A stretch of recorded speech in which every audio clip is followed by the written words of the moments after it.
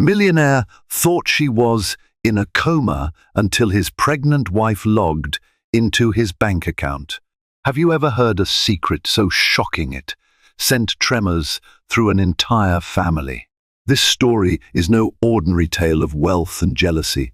It's a swirl of hidden identities, breathtaking deceit, and a pregnant wife's startling discovery in her millionaire husband's bank account. When James Harrington, a wealthy entrepreneur in London's high society, believed his mistress lay in a coma, he thought his perfect life would remain neatly under wraps.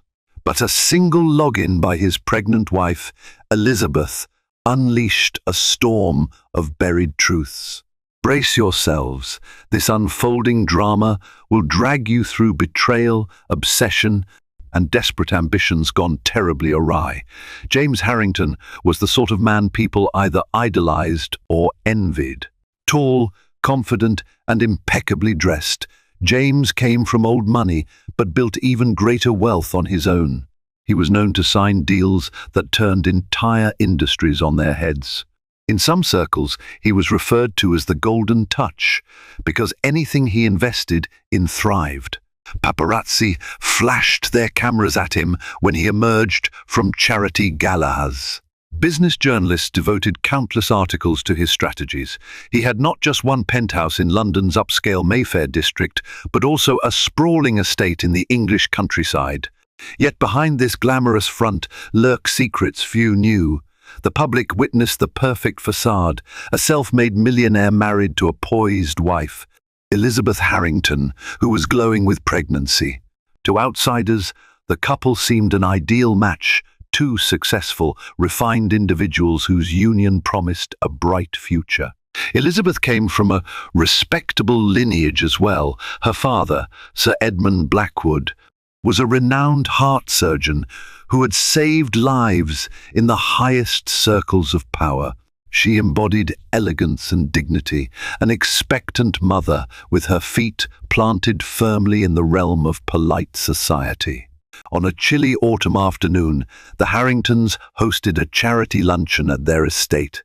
The property, called Rosemore Manor, was an old-world country house enveloped by acres of manicured gardens.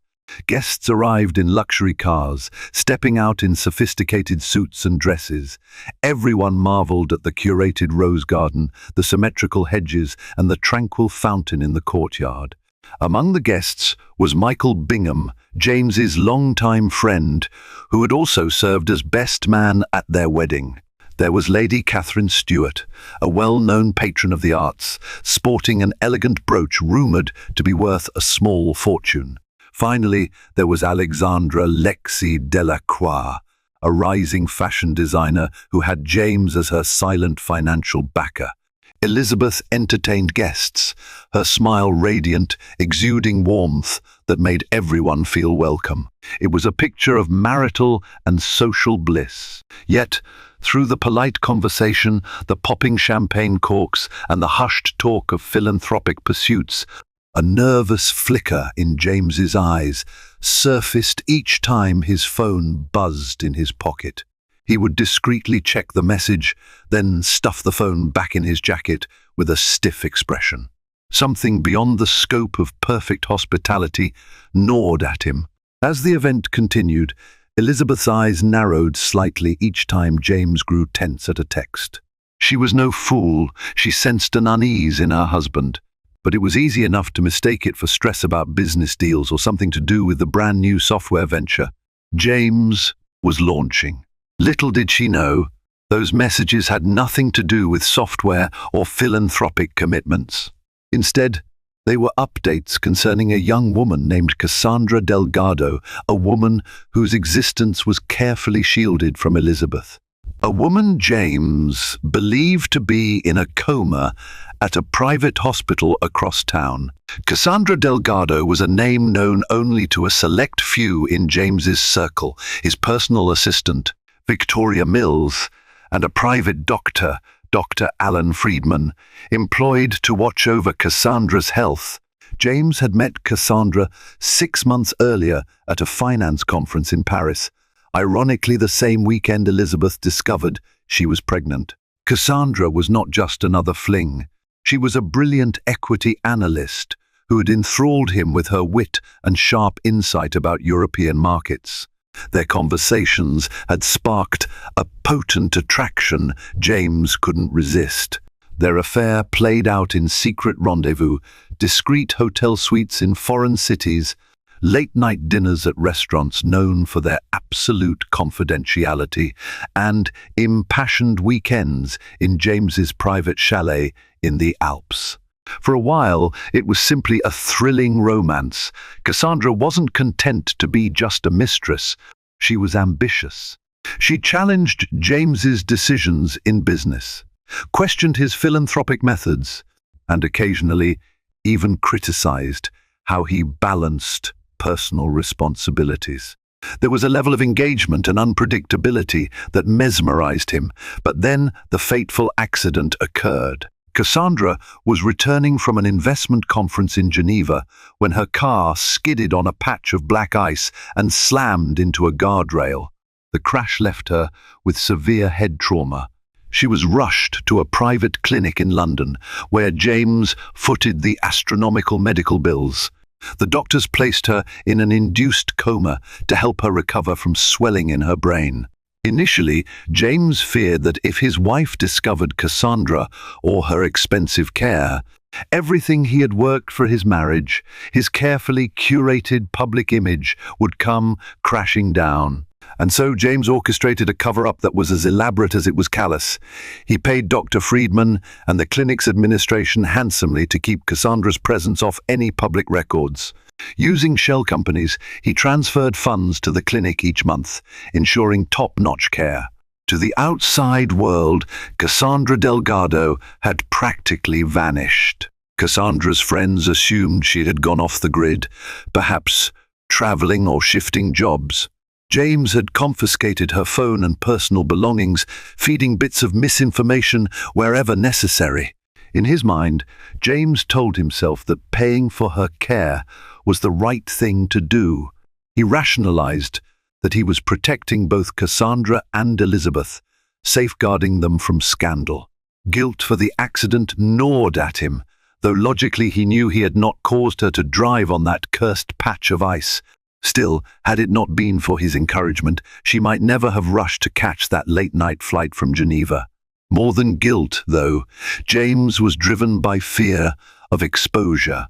When he received daily updates that Cassandra lay comatose, stable yet unresponsive, he felt a twisted sense of relief. He convinced himself that, for the moment, the problem was contained, allowing him to keep living his life as the perfect husband and soon-to-be father. He never dared visit Cassandra in person for fear someone, maybe a nurse or a random onlooker, would recognize him. No, he planned to wait until after Elizabeth gave birth, after the dust settled, to figure out how to handle Cassandra's eventual recovery. He'd pay for her rehabilitation, give her a handsome settlement if necessary.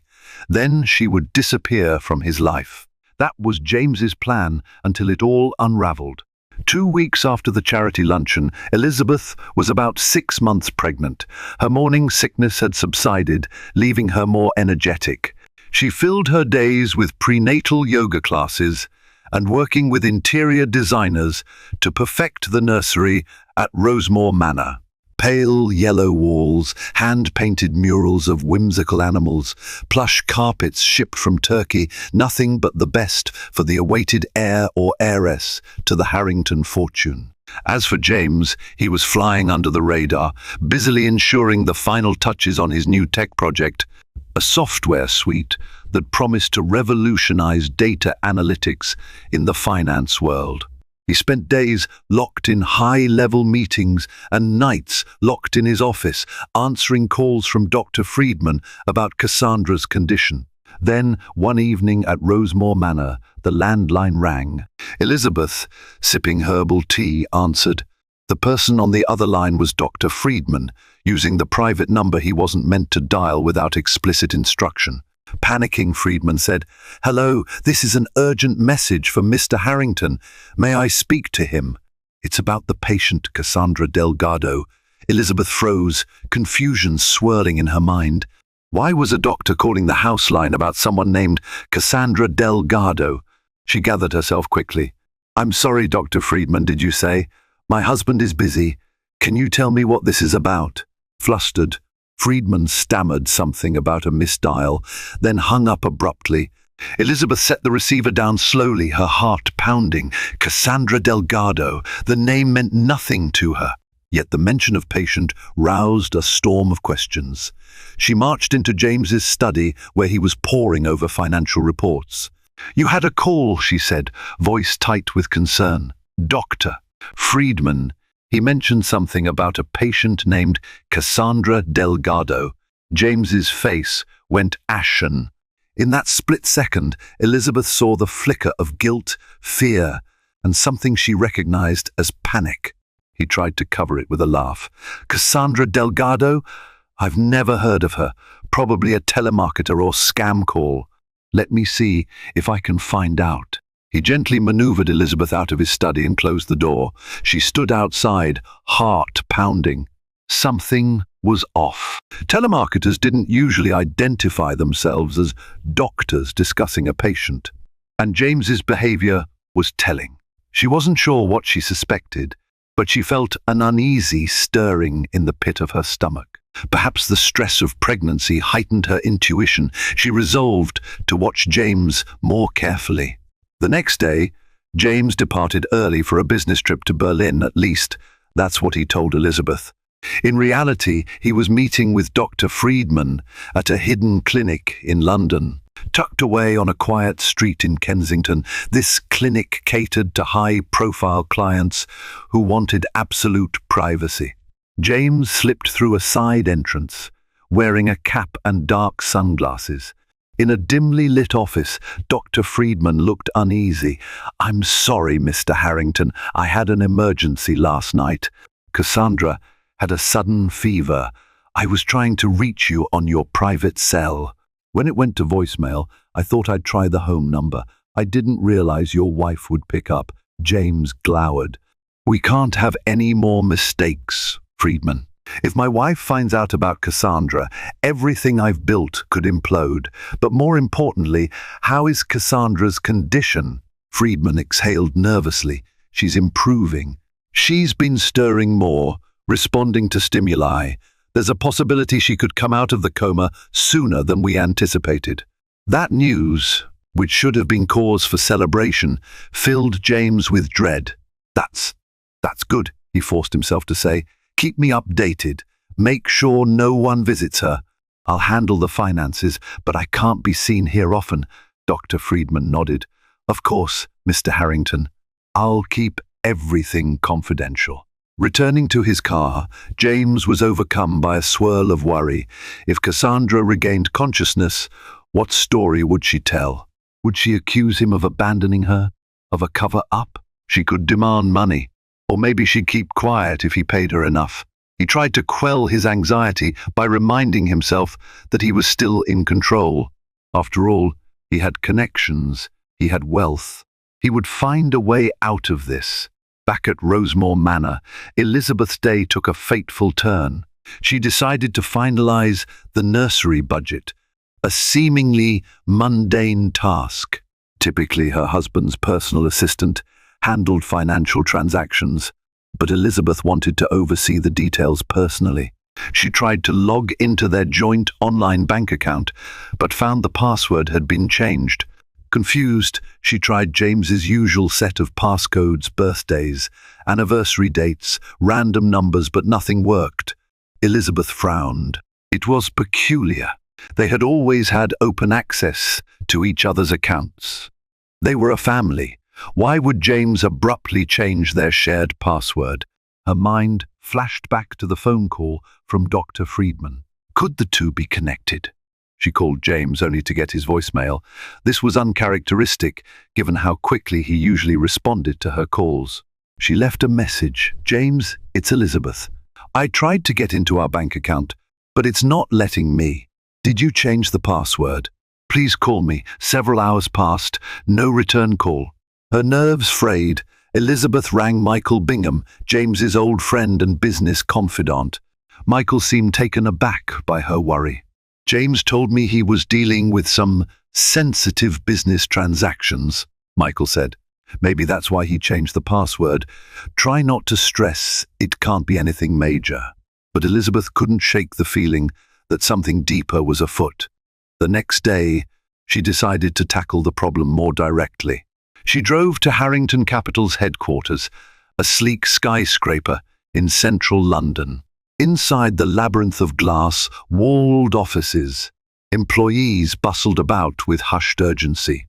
Elizabeth was well known, so the receptionist allowed her to go straight up to James's office on the executive floor. James wasn't there, nor was his assistant. The door was locked.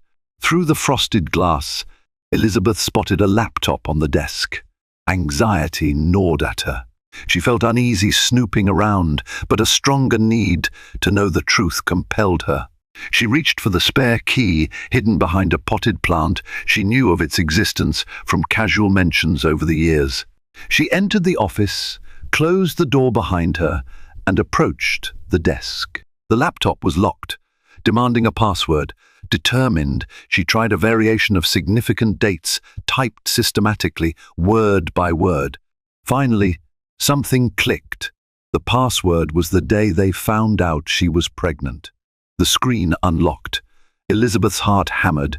She noticed a folder labeled Private Delgado. Confusion roiled. Was Delgado the same name she had heard on the phone? Without hesitating, she clicked it open. A flurry of documents appeared: medical bills, statements from a private clinic, transactions to a doctor, Friedman, and other references to Cassandra Delgado. Terrified and fascinated, Elizabeth skimmed through. Her eyes widened at repeated monthly payments, extraordinarily large sums for a private ward, intensive neurological care, advanced treatment. She covered her mouth as her mind pieced together a horrifying puzzle. Cassandra Delgado was in a private clinic. James was footing the bill. The first payments started about 6 months ago, the same period that coincided with Elizabeth's pregnancy announcement. The medical documents contained phrases like accident, trauma, severe head injury, induced coma. Elizabeth sank into James's desk chair, trembling. Why would her husband pay for a stranger's long-term hospital care? Why was everything so secretive? She stared at the bank transactions, noticing that they originated from a separate account in James's name, one she had never heard of before, an account that had shockingly high balances.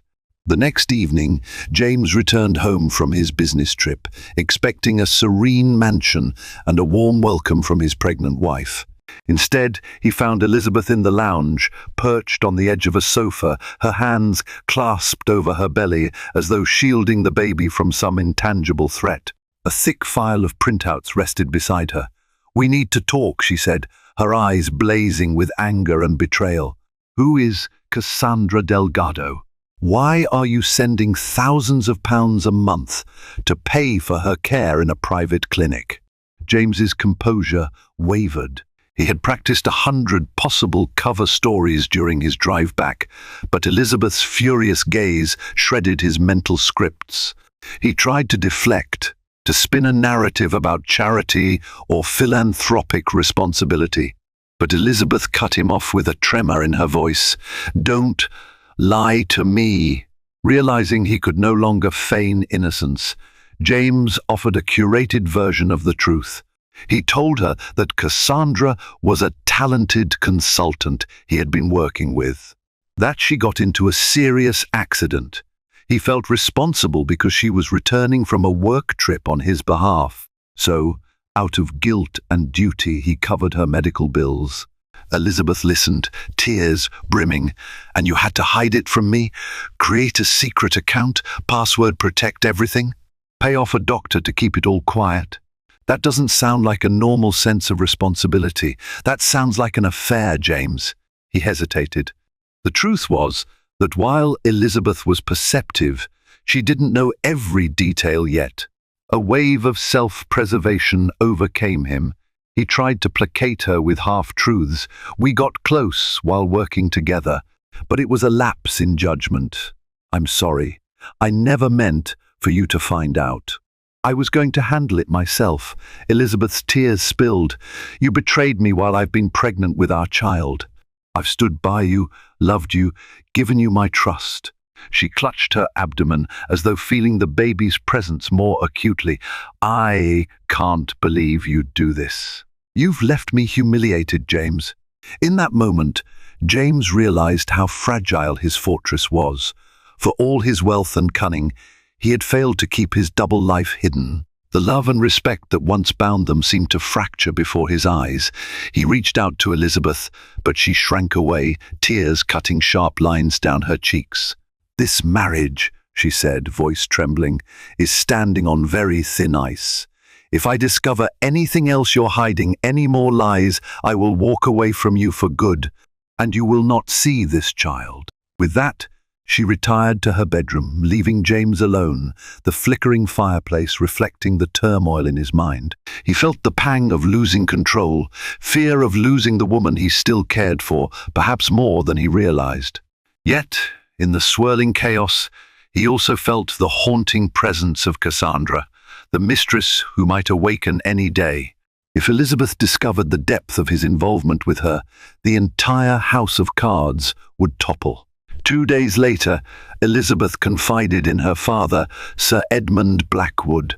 Over tea in her father's study, tears running down her cheeks, she explained the situation in broad strokes, omitting certain details that made her feel ashamed. Sir Edmund listened gravely, his brow furrowed. I had a sense James was not the type to lead a straightforward life, Sir Edmund said, kindly but firmly. He's brilliant, driven, but also secretive. There's a reason his success soared so quickly. Elizabeth wiped her eyes. I still love him, Dad, but I need the whole truth. If I can't trust him, how can I raise a child with him? Sir Edmund placed a comforting hand on her shoulder. Then find the truth. You're strong. You have resources. Use them. Spurred by her father's encouragement, Elizabeth decided to dig deeper. She wanted to confirm James's story that Cassandra Delgado had been a consultant for his firm and was now comatose. If that was all there was to it, an affair plus guilt, could she handle it? Possibly. But if James was hiding more, she had to know. So she hired a private investigator named Daniel Pendleton, famed for discretion and thoroughness. Pendleton pulled phone records, scoured flight manifests, and discreetly interviewed staff at Harrington Capital. The puzzle that formed was more damning than Elizabeth feared. James and Cassandra had been spotted in Paris, Rome, and the Swiss Alps, all at times that overlapped suspiciously with James's business trips. They had shared hotel suites, and Cassandra was seen wearing expensive jewelry that James must have gifted her. Even more disturbing was how meticulously James had orchestrated Cassandra's disappearance from public records after her accident. Pendleton uncovered a hidden web of shell companies channeling money into the private clinic, proving that James was funneling large sums to keep Cassandra's condition out of official hospital databases. Elizabeth's heartbreak deepened. It wasn't merely an affair, it was a labyrinth of lies, spanning at least 6 months. She felt betrayed, but a quiet, steely resolve took hold of her heart. She wasn't just a wife or a victim, she was the daughter of a knighted surgeon, a soon-to-be mother, a woman who deserved respect. She planned her next move carefully. If James insisted on subterfuge, then she would meet with Cassandra Delgado herself. And if Cassandra remained in a coma, perhaps Elizabeth would glean enough from medical staff to piece together the missing fragments. Under the guise of a routine obstetrics appointment in London, Elizabeth slipped away to Kensington and found the private clinic that Dr. Friedman ran. Using a fabricated story about being referred for a consultation, she convinced a young nurse that she needed to see Dr. Friedman. The nurse led Elizabeth down a hallway lined with glossy paintings of pastoral scenes. A subtle hush lingered in the corridors. When Dr. Friedman saw Elizabeth, he seemed to blanch. "Miss S. Harrington, this is unexpected. How can I help you?" Elizabeth, trembling with a mixture of fear and determination, said, "I know my husband is paying you to treat Cassandra Delgado. I want to see her. I have the right to know what's going on." Friedman tried to maintain composure, but sweat gathered on his brow. "Miss S. Harrington, this is highly irregular. I'm bound by patient confidentiality." Elizabeth's gaze sharpened. "Is the confidentiality greater than the hush money you're receiving from my husband? Because I promise you, if you don't let me see her, I will expose every financial transaction. I will drag this clinic and your name through every court in London." Flustered, Friedman hesitated. Finally, with trembling reluctance, he led Elizabeth to a small, private room. The beep of monitoring devices and the hush of ventilators filled the air. On the bed lay a young woman with bandages wrapped around her head and the fourth line in her arm. Her eyes were closed, her expression strangely serene amidst the medical machinery. Elizabeth approached the bed, heart pounding. Cassandra Delgado was beautiful, even in her vulnerable state. High cheekbones, long lashes, and an aura of intelligence in the lines of her face. Elizabeth's anger wavered into a wave of pity. Is this the woman James had risked everything for? "Yes, that's Cassandra Delgado," Friedman murmured. "She was in a severe accident. We had her in an induced coma for months. Recently, we began reducing sedation. There are signs of improvement, but it's slow." Elizabeth's throat tightened. A swirl of conflicting emotions arose: hurt, jealousy, compassion. She gently touched Cassandra's hand. It was warm. For a fleeting moment she wondered, did Cassandra love James? Did James truly love her? Or was this all just a reckless fling? She turned back to Friedman. "Will she recover?" He nodded hesitantly. "We're hopeful. There's still swelling in her brain, but she started to show reflex responses. She could wake up in days or weeks. Hard to predict. Sometimes patients need months of rehabilitation." Elizabeth swallowed hard. The knowledge that Cassandra might soon awaken brought a new kind of dread. If this woman regained consciousness, she might reveal every sordid detail of the affair. Elizabeth braced herself for an uncertain future, but she also felt a strange sense of power. She had seen Cassandra. This was no phantom mistress. She was a flesh and blood woman who might hold the key to unraveling James's carefully curated world of secrets. That evening, Elizabeth returned to Rosemore Manor and found James pacing in the study, his tie loosened, hair disheveled. He had apparently learned from Friedman about her visit to the clinic. The moment she stepped inside, James stormed toward her. "What were you thinking going there? Barging in on Friedman? You don't understand the damage you could cause." His anger ignited hers. "Oh, I understand plenty. I understand you had an extended affair, that you orchestrated a cover-up, that you funneled money through sham accounts to keep her out of sight. I understand you lied to me while I'm carrying your child." James's face contorted with guilt and frustration. "I never meant to hurt you. I was going to end it. Cassandra's accident changed everything. I felt responsible. Responsible or cornered?" Elizabeth shot back. "You could have told me the truth. Instead, you lied and lied, expecting me to remain in the dark while you played savior to your mistress." James's anger deflated. He sank into a chair, covering his face with his hands. "Elizabeth, I'm sorry. I can't undo it. I panicked. I was afraid to lose you, to lose my family, my reputation." She stood before him, arms folded protectively across her chest. "Well, here we are now. I'm not sure what to do. I've considered leaving you, but we have a child on the way. Do I want our baby to grow up without a father?" Tears welled in James's eyes. "I love you. I genuinely do. The affair was a catastrophic mistake. I tried to fix it. If you need me to sign anything, to put your name on all the accounts, to do whatever it takes to prove my loyalty, I will. Just don't leave me." Elizabeth watched him, pained. For all his wealth and brilliance, he suddenly looked small and pathetic. Part of her wanted to comfort him. The other part bristled at the notion of rewarding his deception. "We'll figure it out," she said, her voice trembling with emotion. "But from now on, no more secrets. That includes Cassandra Delgado, especially if she wakes up." Days passed. Elizabeth tried to maintain normalcy, focusing on her pregnancy and the daily rhythms of life at Rosemore Manor. Yet tension simmered beneath the surface. She avoided James as much as civility allowed, speaking to him only about baby necessities or household matters. At night, she stayed in a separate bedroom, unable to share the same bed with a man she felt she no longer recognized. Then, one morning, Dr. Friedman called. This time he reached Elizabeth on her cell phone by design, at her request. "Miss S. Harrington," he said, his voice urgent, "Cassandra Delgado has emerged from her coma. She's awake." Elizabeth's heart lurched. She thanked Friedman and hung up, shock waves rippling through her.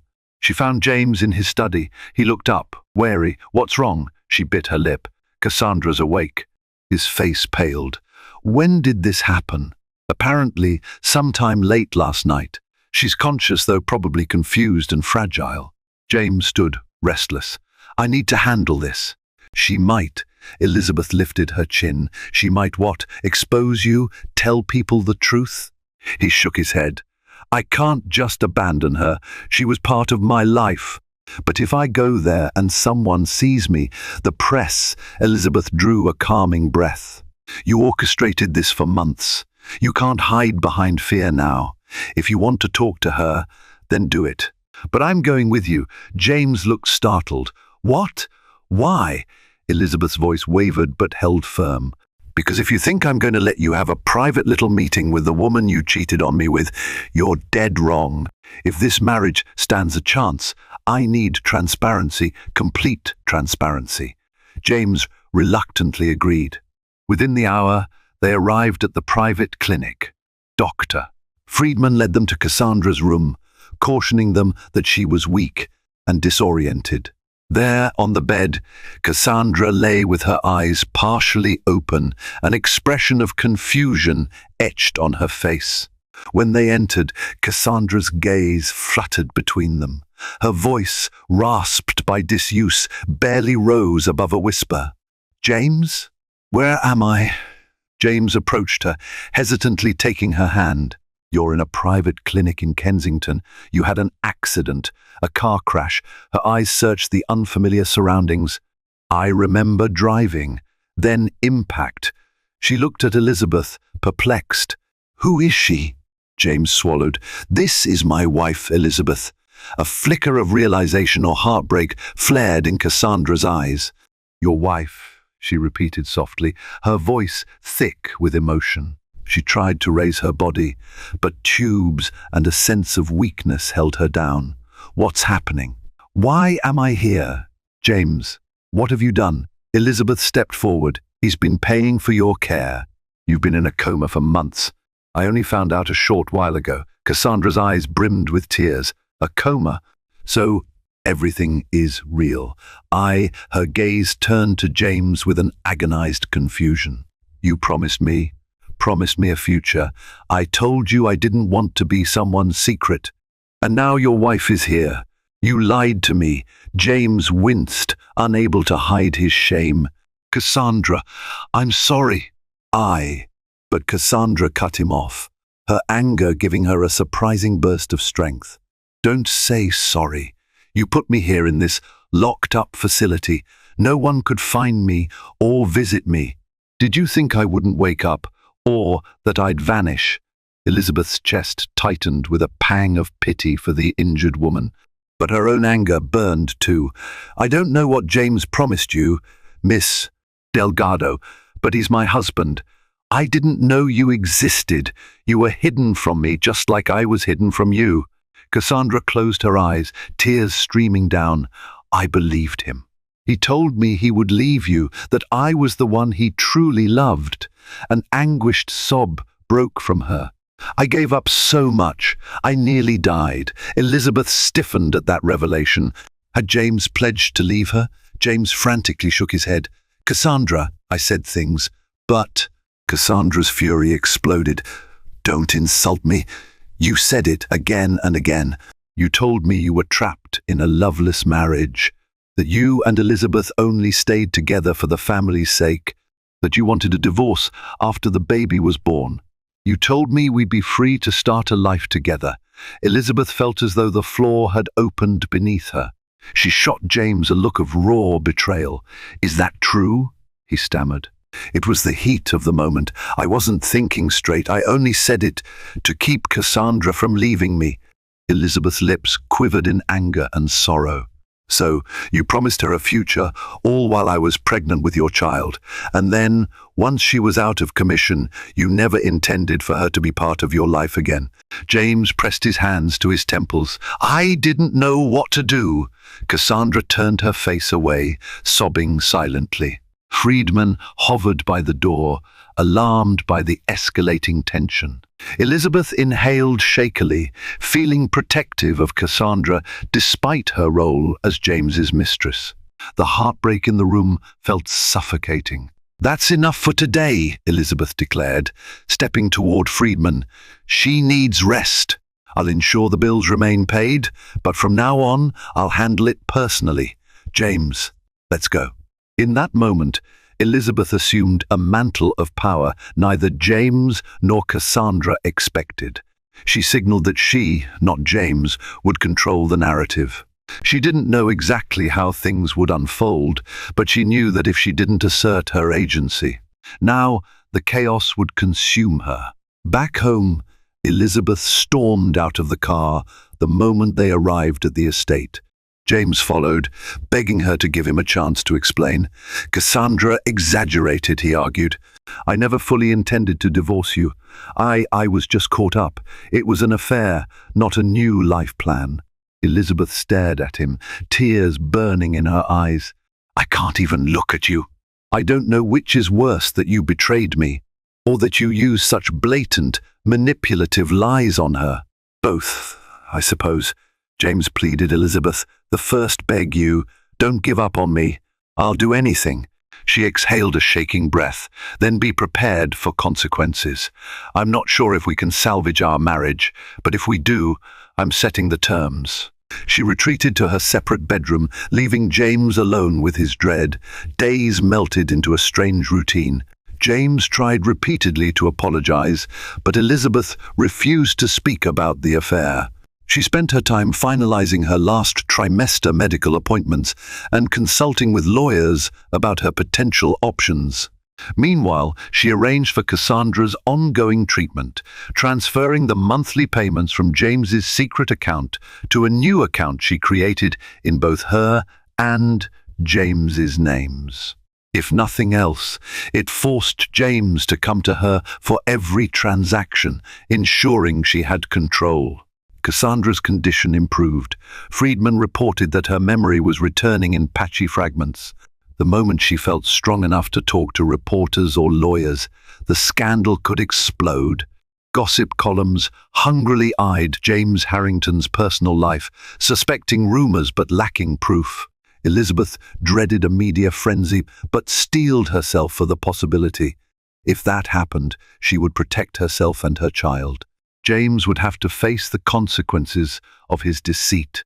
One afternoon, a few weeks after Cassandra regained consciousness, Elizabeth received an urgent call from Friedman. Mrs. Harrington, Miss Delgado is asking to see you. She says it's important. Elizabeth hesitated, but curiosity and compassion won out. She agreed and soon found herself again by Cassandra's bedside. This time, Cassandra was sitting up, propped against pillows, face pale but alert. She looked at Elizabeth with a quiet intensity.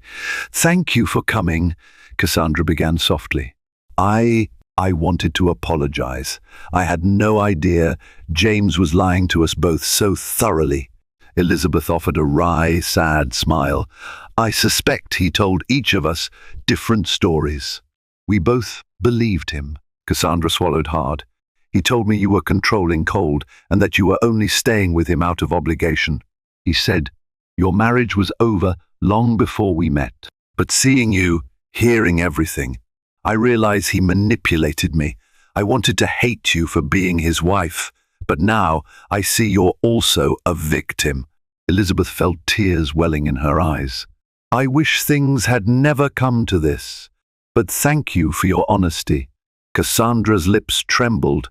He risked my life. He left me in this clinic as though I were some inconvenience. I feel like he tried to erase me once I was no longer useful or fun.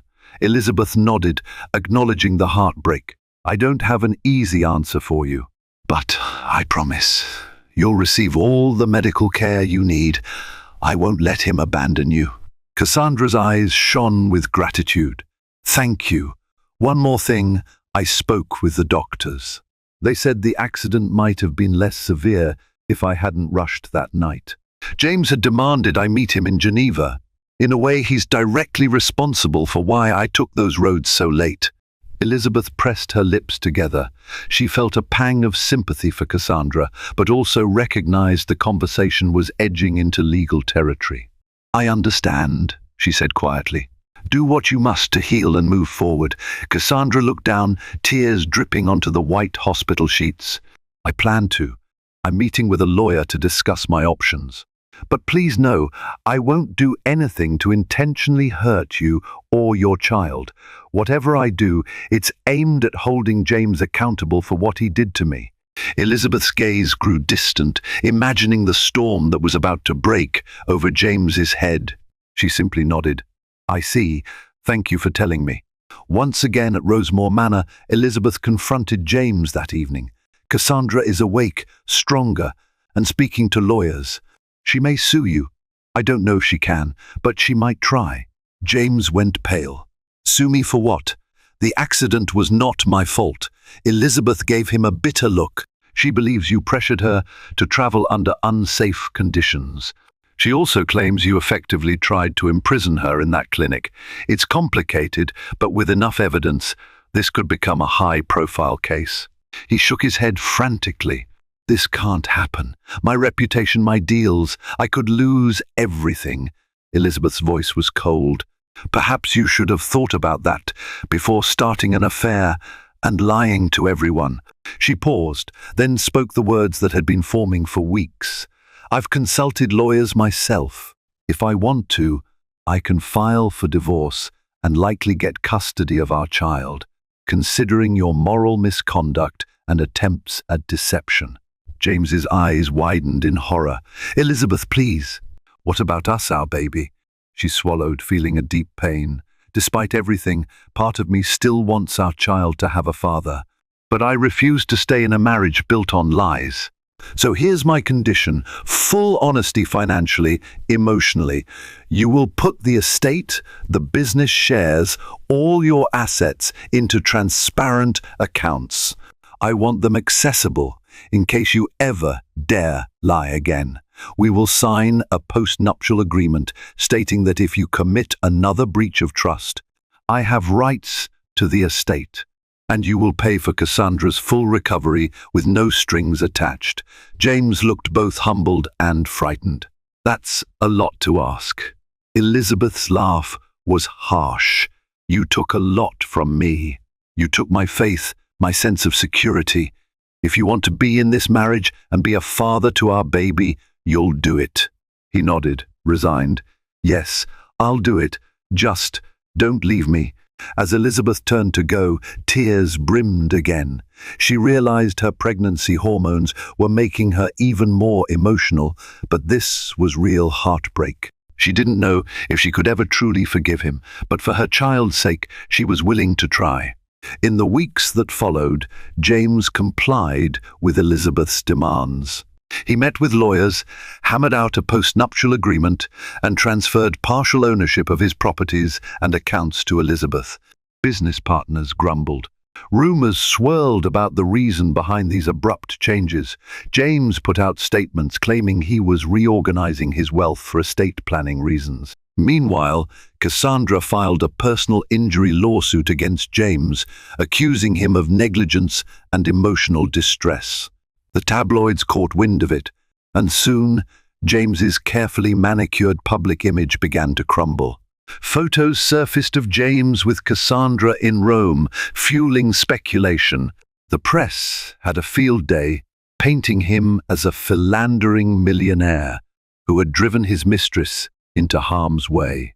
Investors raised eyebrows. Stocks for Harrington Capital wavered. Elizabeth found herself in the crosshairs of gossip columns. They labeled her the long-suffering wife, humiliating her further. She shielded herself at Rosemore Manor, focusing on her final weeks of pregnancy. She avoided social media, ignoring the swirling rumors. Her only solace was that the baby was healthy, the doctor said. She often rested in the nursery, rocking in the chair, imagining a simpler future where the child could grow up in a stable household. James, for his part, seemed broken.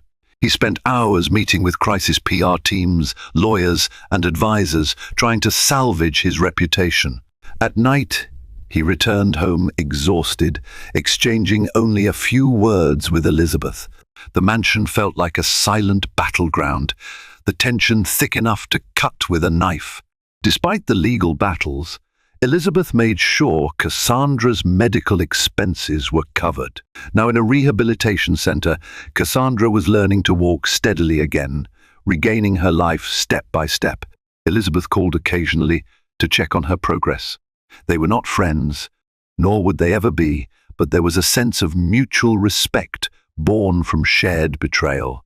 Each was seeking to reclaim her life after James's duplicity. As winter approached, Elizabeth went into labor.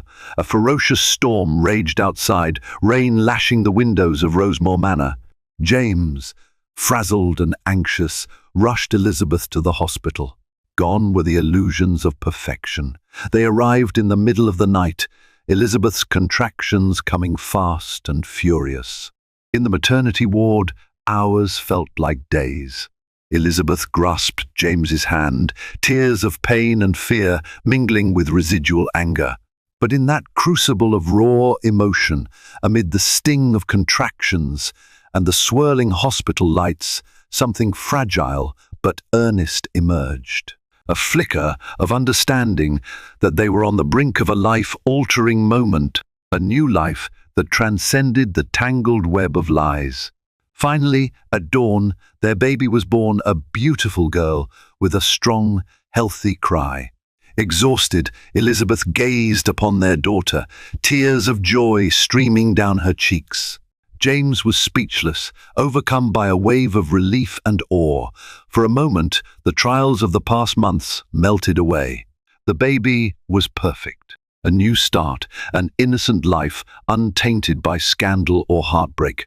Holding the baby in her arms, Elizabeth felt a sense of purpose that transcended everything else. She wasn't sure if her marriage would survive, but she knew her love for this tiny person would guide her choices going forward. James kneeled beside the hospital bed, tears on his cheeks, whispering apologies and promises. Elizabeth closed her eyes, listening but not yet ready to respond. The baby's small hand curled around her finger. In that moment, Elizabeth decided that above all else, she would protect her child's future, even if it meant leaving James eventually. But she would give him a chance to prove he could be the father their daughter deserved. Weeks later, Elizabeth left the hospital with her newborn, who they named Clara Rose Harrington, a nod to the estate's beloved rose gardens. They returned to Rosemore Manor, where a new nursery awaited. Elizabeth took joy in small moments.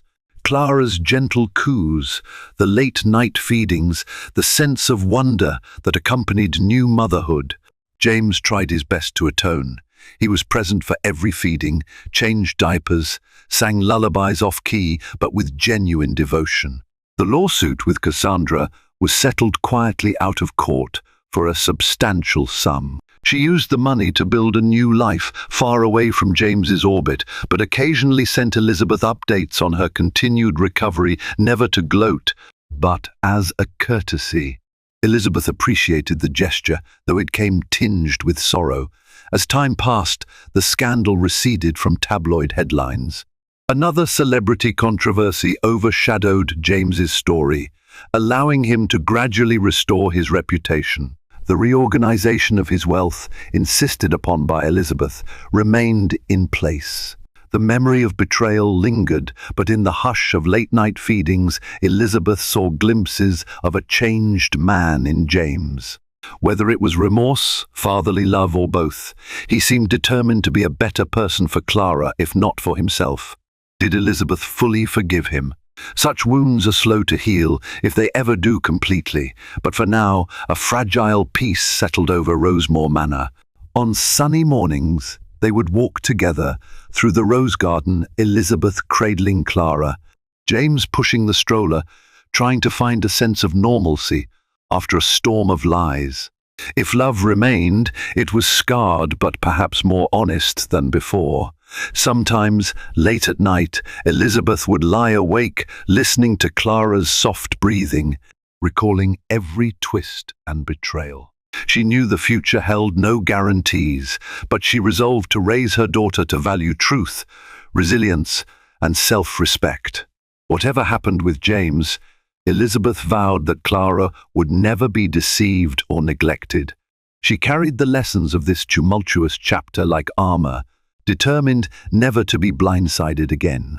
And so, the tale of the millionaire who thought his mistress was safely in a coma, only for his pregnant wife to discover the hidden truth, ends in a tenuous equilibrium. Lives were shattered, then slowly pieced back together.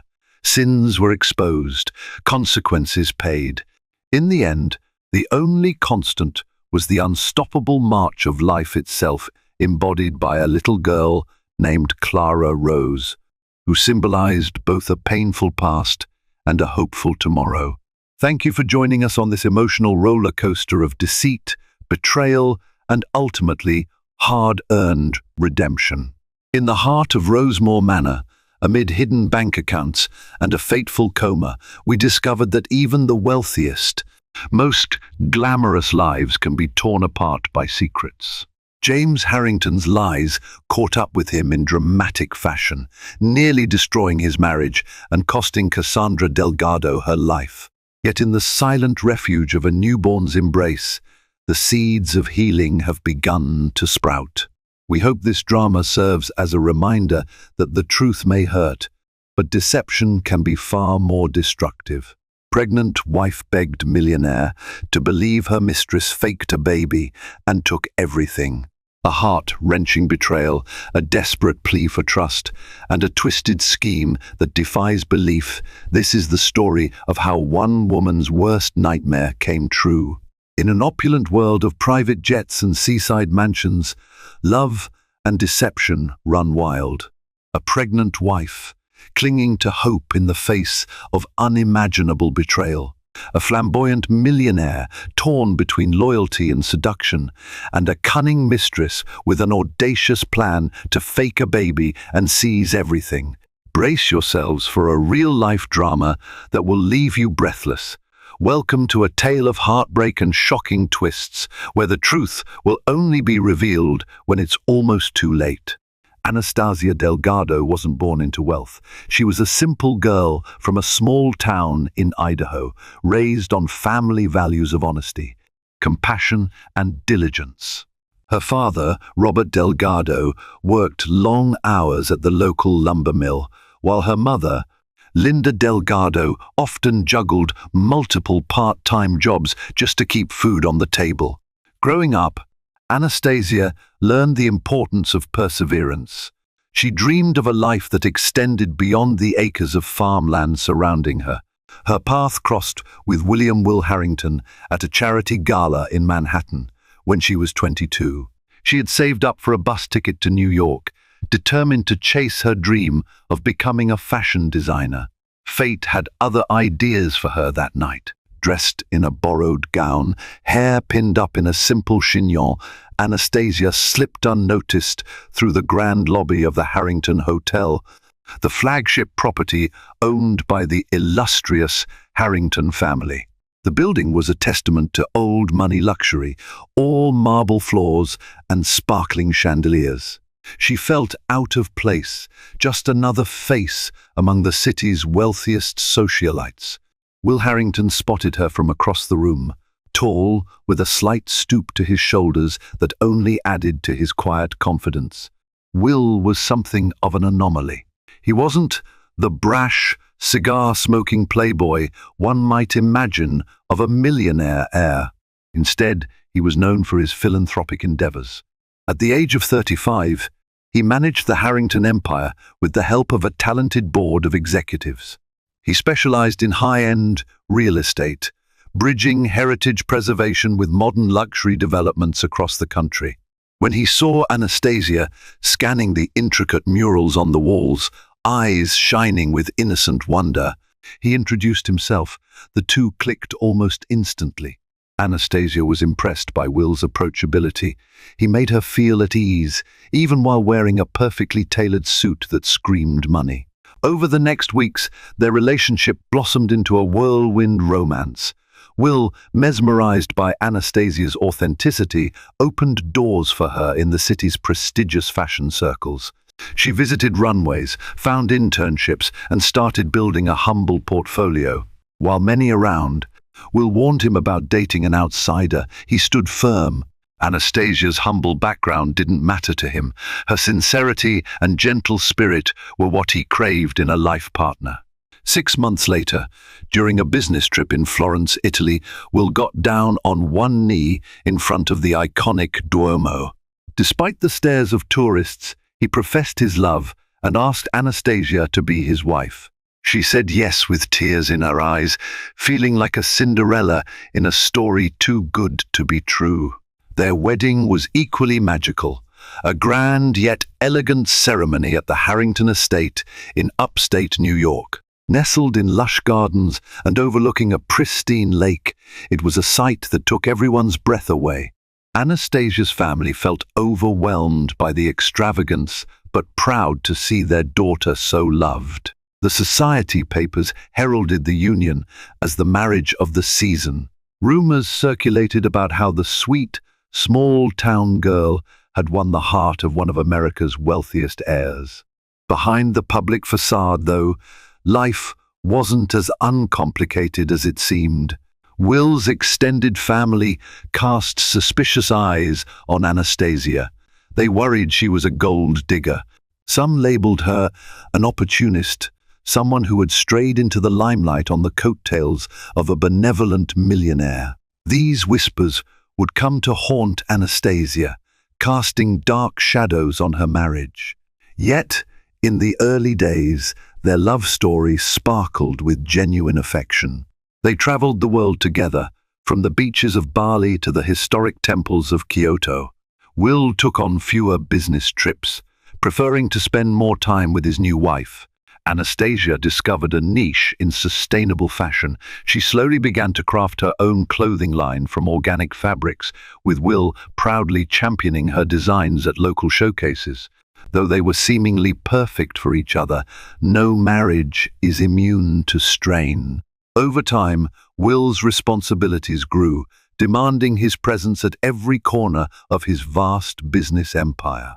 Meanwhile, Anastasia's creative pursuits intensified, with her brand gaining traction faster than she ever anticipated. Slowly but surely, cracks began to form in the foundation of their bliss. Neither anticipated that these cracks would be pried wide open by a cunning stranger, someone who had been watching the Harringtons from a distance, waiting for the perfect moment to strike. Anastasia's first hint that her marriage was on shaky ground came during a Harrington board meeting. She wasn't typically involved in these gatherings, but Will invited her to sit in one afternoon, hoping to glean her fresh perspective on their philanthropic projects. The meeting took place in the intimidating Harrington Tower in Manhattan, a glass monument to the family's wealth, perched high above the city. As Anastasia arrived, an unsettling hush fell. The board members eyed her with thinly veiled skepticism. She noticed a tall, elegant woman among them, tapping her pen impatiently against a leather-bound folder.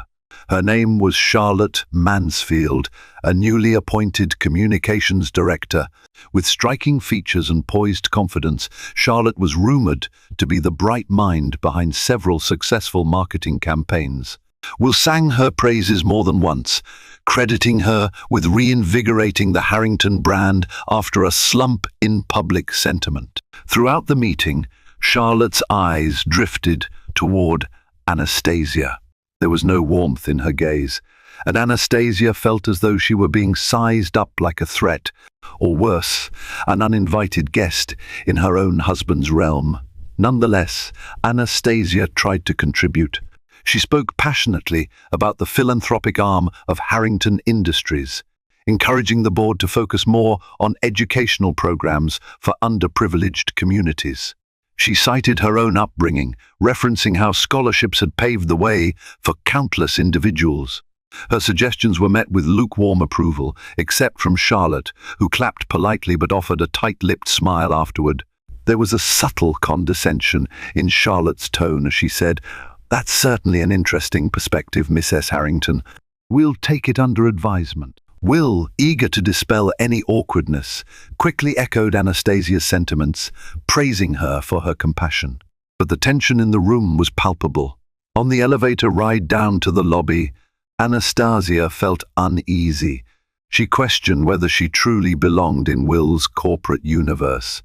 She couldn't shake off the image of Charlotte's piercing stare or the way the board members exchanged glances. That night, she confided in Will. He, predictably, assured her that she was overthinking things. They're just not used to having a fresh voice in the boardroom. "Don't take it personally," he said, pulling her close. "Besides, I love that you care enough to give your input. That's why I wanted you there."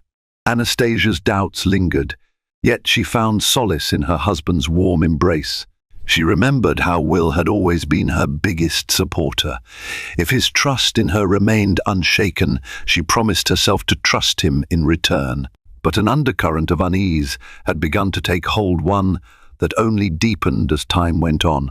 A few weeks after that board meeting, rumors reached Anastasia's ears about Will, frequently working late nights with Charlotte. Although Will traveled for business often, the idea that he spent additional time with this elegant, suspicious woman made Anastasia restless. She tried to push the thoughts aside. Guilt gnawed at her for harboring any jealousy, especially considering Will had never given her a reason to distrust him. But her gut intuition told her something was amiss. One evening, after Will missed dinner for the third time that week, Anastasia decided to pay him a visit at his office.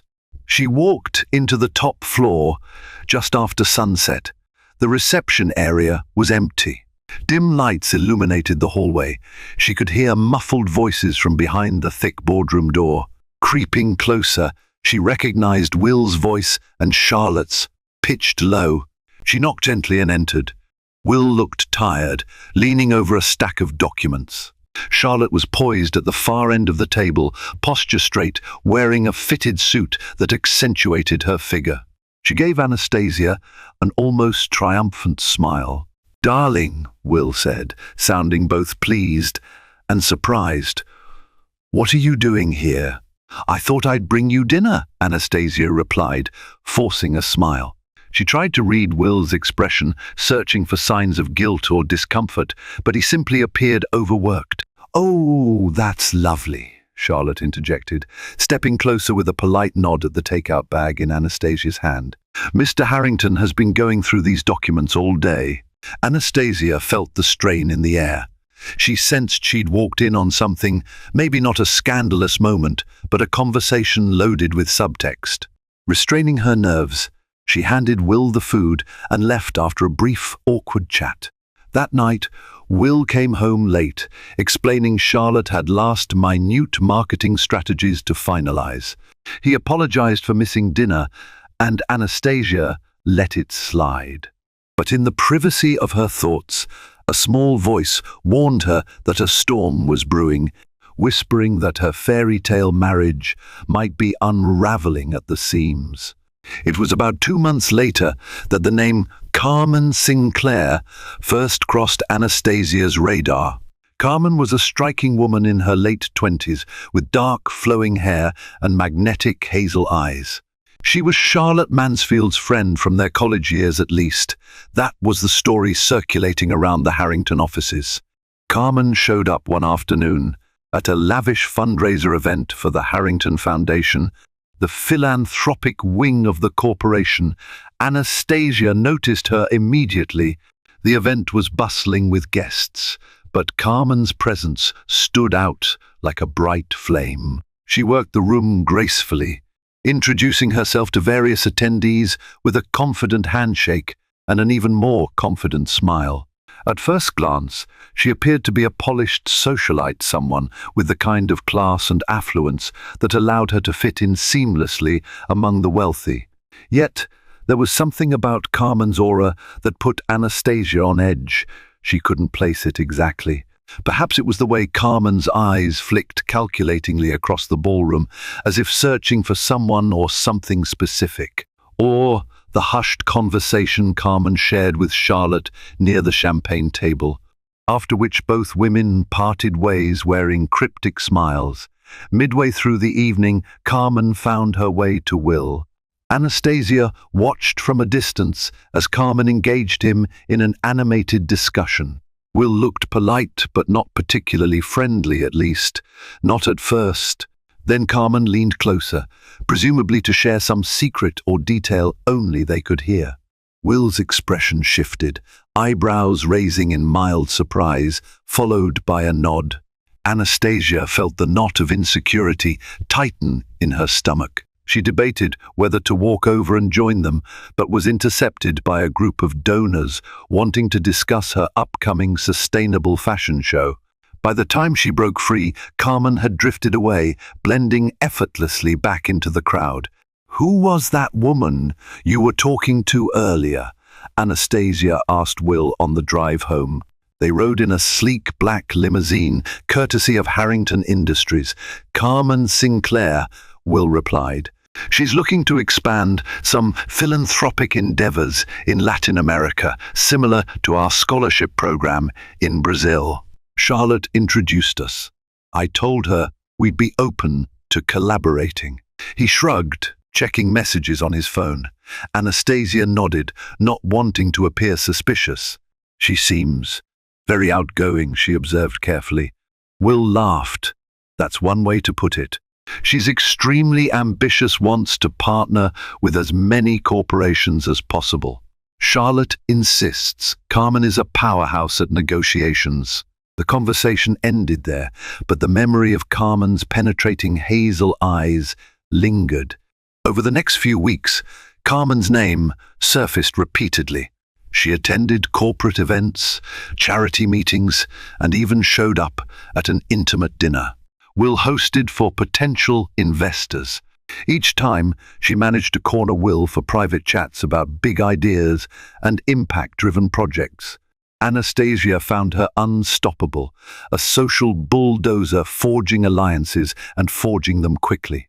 And then, quite suddenly, Carmen's presence skyrocketed. She earned a consulting contract with Harrington Industries through Charlotte's recommendation.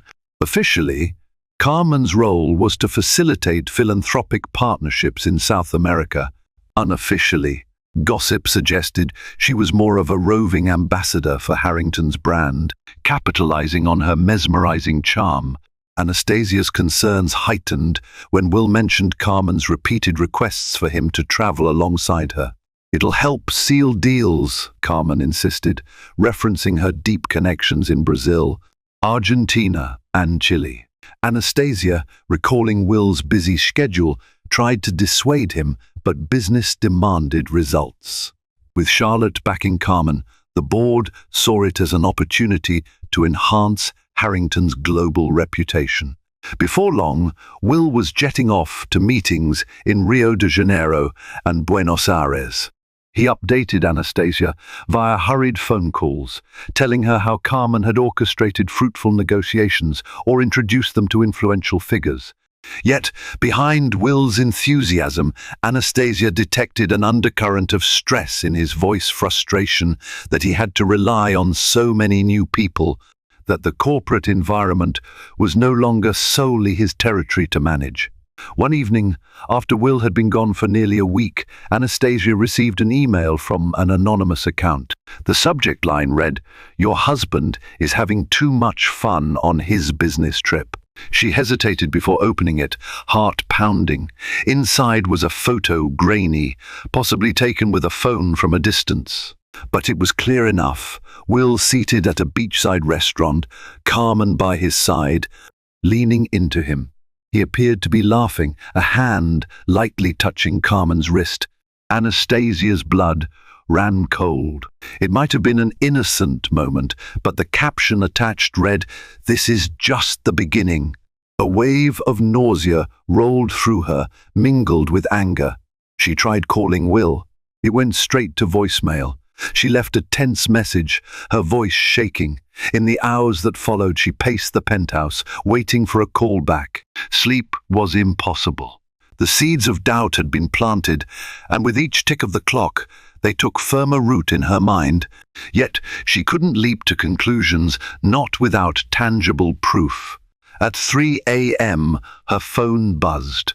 A text from Will read, "In a meeting, everything okay?" She didn't know how to respond.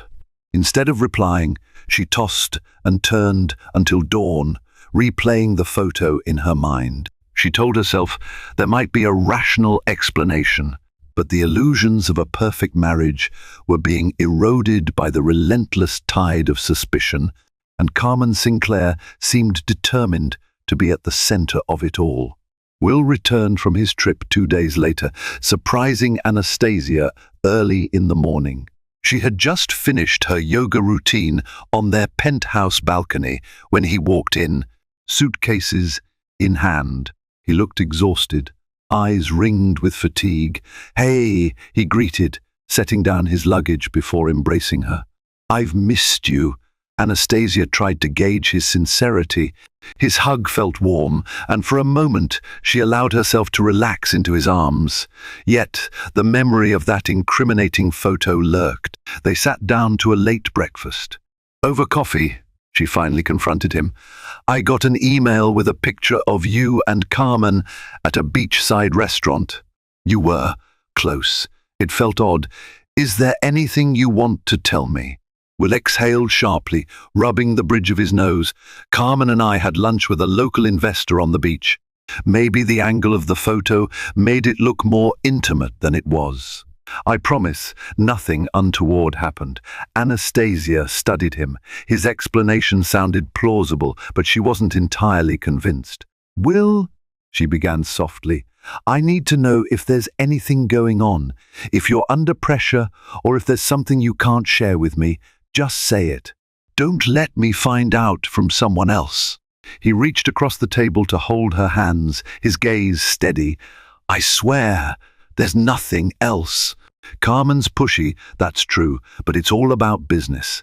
"I'm sorry you got that photo in such a malicious way. It's clearly someone trying to stir trouble." Anastasia wanted so desperately to believe him. She nodded, letting the matter rest for the moment. Over the next few weeks, life moved in a strange pattern. Will continued his travels, though he tried to reassure Anastasia with frequent calls and updates. Carmen's name was no longer a daily feature of their conversations. Perhaps Will sensed her discomfort and pulled back from mentioning his collaborator too often. Anastasia focused on her growing fashion line. She threw herself into sketches, sample fittings, and marketing campaigns, determined to achieve a breakthrough. She managed a successful show in downtown Manhattan, receiving positive reviews. On the surface, things appeared to be stabilizing. Yet, as if guided by fate, a new blow soon shattered that sense of calm. It happened one chilly morning when Anastasia, feeling unusually lethargic, decided to take a home pregnancy test. She'd been tracking her cycle meticulously, and it was days late. With her heart pounding in both excitement and fear, she stared at the little indicator, breath catching when the pink lines emerged. Positive, she was pregnant. A whirlwind of emotions swept over her, wonder, love, and a rush of anxiety. Would Will be thrilled? Was this the right time to bring a baby into a marriage that was under strain? She decided not to overthink it. Instead, she planned a special dinner, wanting to break the news in a memorable way. That evening, she prepared Will's favorite dishes, roasted lamb with rosemary and garlic mashed potatoes. She lit candles and set the table. Will arrived home looking drained from another day of endless meetings, but a small smile tugged at his lips when he saw the effort Anastasia had put into the meal. As they sat down to eat, she couldn't contain her excitement. She held his hand and said, "Will, I have something to tell you, something life-changing." She then announced her pregnancy. For a moment, Will's face lit up with genuine joy. His grin stretched wide, and he jumped up to hug her, exclaiming, "I can't believe it! We're going to have a baby." He kissed her temple softly, tears of happiness in his eyes. In that instant, Anastasia felt all her anxieties melt away. Whatever had happened with Carmen or Charlotte or the nosy board members, it seemed inconsequential. She and Will were going to start a family. They had a future to look forward to. But the euphoria proved short-lived. A week later, Will received an anonymous package delivered to his office. It contained printed photos, hundreds of them showing him and Carmen in various settings: a hotel lobby, a business lounge, an upscale restaurant, even walking along a scenic coastal path. Some pictures were taken from angles that made the pair look suspiciously close. Many had timestamps coinciding with his business trips. The enclosed note read, "There's more to come if you don't pay up." It was blackmail. Will rushed home, pale and shaking, the package in hand. Anastasia listened in horror as he explained. She picked through the photos, stomach churning. Some were manipulated, clearly taken out of context. Others, however, showed an undeniable camaraderie. Will, with his arm around Carmen's shoulder, laughing as if they were sharing private jokes. He insisted it was nothing romantic, just casual moments of friendship during tense negotiations. But the blackmailer's intention was clear. They wanted to paint Will as an adulterer, threatening to release the images to the press if he didn't meet their demands. For the first time, Anastasia saw Will break. He sank onto the couch, head in his hands. "This could destroy everything I've built. Investors will flee. My family's reputation will be ruined. And you'll think I cheated on you." Anastasia sat beside him, resting a hand on his shoulder. Despite her growing insecurity, she knew this blackmail scheme was malicious. "We'll figure this out," she whispered. "We'll fight it." Tears brimmed in her eyes as she thought of their unborn child, now bound up in a firestorm of lies and deceit. If only she knew that the worst was yet to come, that Carmen wasn't just a passive bystander in these photos, but an active orchestrator who had woven a carefully designed trap. In the ensuing chaos, Charlotte Mansfield played a peculiar role. She reassured Will that she would investigate who might be behind the blackmail and handle any potential leaks to the media.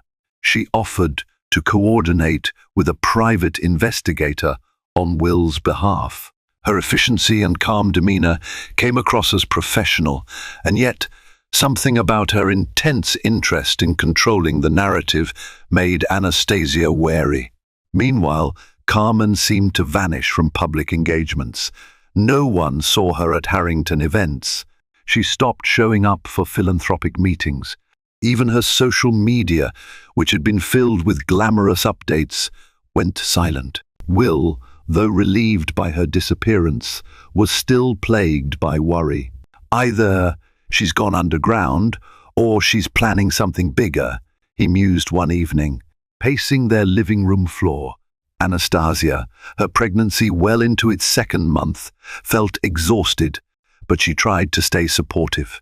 She rubbed her belly absent-mindedly, wondering if stress would harm her child. They soon found out what Carmen's next move was. Anastasia was at her obstetrician's office for a routine checkup when her phone erupted with messages. She glanced at the screen to find a dozen news alerts. Her heart hammered as she tapped one headline: "Millionaire Will Harrington's secret mistress claims she's pregnant." Her vision blurred. She scrolled through the article. It claimed that Carmen Sinclair had come forward alleging she was carrying Will Harrington's child. Anonymous sources confirmed that she was already 2 months along. The article painted Carmen as a victim, someone who had tried to extricate herself from a fling when she realized he was a married man, but who now faced a pregnancy she hadn't planned. The piece dripped with sensationalism, describing a sob story about Carmen being abandoned and left to fend for herself. Anastasia's chest tightened. She reread the lines, hoping it was some grotesque hoax, but the media outlets were running with it, fueled by the blackmail photos that suggested an affair. She nearly dropped her phone as the nurse called her name. Somehow, she made it through the appointment, tears burning behind her eyelids. Afterward, she rushed home to find Will already surrounded by frantic calls from advisors, PR teams, and board members demanding answers. The Harrington brand was on the brink of scandal, and the stock market was reacting. "What is this?" Anastasia asked, voice trembling.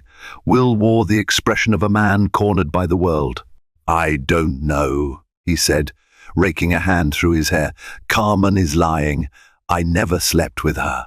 I swear it. But she has the photos, and the press is eating it up."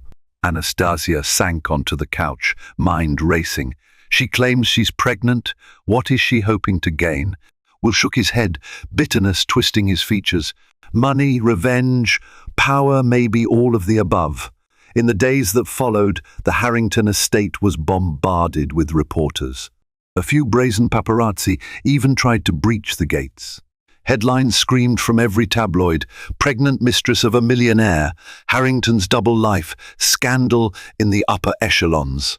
Anastasia couldn't even leave the house without being harassed by photographers hurling questions like arrows. By the time Carmen staged her own press conference in a swanky Manhattan hotel, the scandal was at its peak. Wearing a modest, flowing dress and cradling a slightly rounded belly, she tearfully insisted that she never wanted to destroy the Harrington marriage. Yet she had to speak her truth. She claimed to be 4 months pregnant, conveniently adjusting her timeline to match her narrative, and brandished alleged text messages from Will messages that painted him as desperate and lovesick. Anastasia and Will watched the broadcast in their living room, their lawyer present. The texts Carmen displayed were doctored some pieces of genuine conversation about business expansions, spliced with flirty lines that neither recognized, but proving that in the court of public opinion would be an uphill battle. When the reporters asked for evidence, Carmen theatrically dabbed at her tears and handed out copies of a supposed paternity test. It was typed up on letterhead from a local clinic, showing a 99.9% match between Will Harrington and baby Sinclair. Anastasia nearly retched in horror. It looked so official, yet in her heart she believed Will was innocent. "I'm not sure how she forged it," their lawyer muttered, scanning the document, "but these can be faked if someone has the right connections.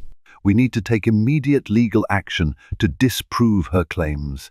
Will's hand clenched into a fist as he spoke to the lawyer. "Let's do whatever it takes to show she's lying. We'll get our own test. We'll bring forth every shred of evidence to clear my name." But Carmen had orchestrated the perfect storm: the blackmail photos, the alleged text messages, and now the pregnancy claim.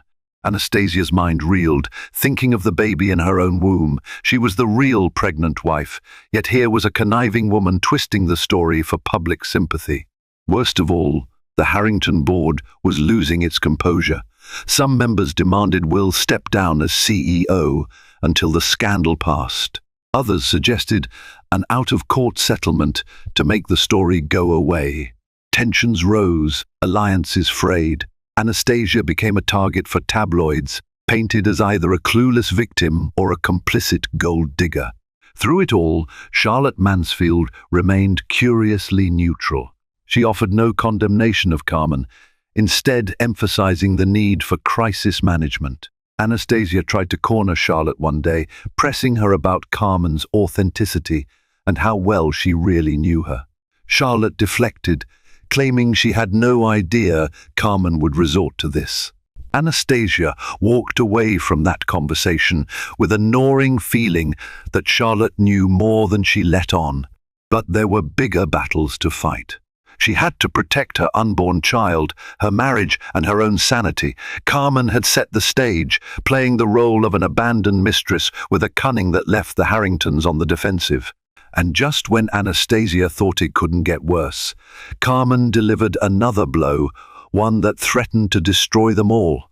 As the scandal raged, Anastasia's health suffered. Stress and heartbreak took their toll. She battled morning sickness, but the emotional strain overshadowed every physical discomfort. She couldn't open a magazine or scroll online without seeing headlines about Will's alleged betrayal and Carmen's painful ordeal. Friends called less often, unsure what to say. Even some of Anastasia's business associates hesitated to collaborate, fearing negative publicity. Will, for his part, was in a constant state of damage control, meeting with lawyers, PR experts, and senior board members. A hush of unease fell over their once loving home. Conversations grew short, tempers frayed. They tried, however, to remain a united front. Anastasia believed in his innocence, but the relentless public scrutiny began gnawing at her faith. One afternoon, a breakthrough came in the form of an email. It was from a private investigator named Mark Faulkner, who had been discreetly hired by Will to trace the source of the blackmail. In it, Mark mentioned a digital trail linking the anonymous demands to a certain IP address. That address belonged to none other than Charlotte Mansfield. Anastasia was in the living room when Will blurted the news, face taut with disbelief. "Charlotte has been behind the blackmail all along," he said, reading from his phone. Or at least her computer was used to send the emails and messages. She's also made several suspicious financial transactions correlating with Carmen's appearances in the company. Anastasia stared at him, her mind reeling. The woman who had seamlessly integrated herself into Harrington Industries, who had championed Carmen as a consultant, was the very person orchestrating the sabotage. A swirl of anger, betrayal, and fierce resolve filled Anastasia. They summoned Charlotte to a private meeting at the Harrington Tower, choosing a small conference room away from prying eyes. She arrived looking composed, though a flicker of worry crossed her features when she saw Will and Anastasia waiting with the investigator. "Charlotte," Will began, voice quivering with rage he barely contained, "we have evidence tying you to the blackmail attempts and the forged documents Carmen used." Charlotte's face paled momentarily, but she quickly regained her composure. "I have no idea what you're talking about," she said, glancing at the investigator. Mark Faulkner slid printed copies of financial statements and IP logs across the table. "These transactions, these server traces, lead back to your corporate account and devices. There's also a large sum transferred from your bank to an offshore account belonging to Carmen Sinclair." Charlotte's eyes darted to the papers. She pressed her lips together.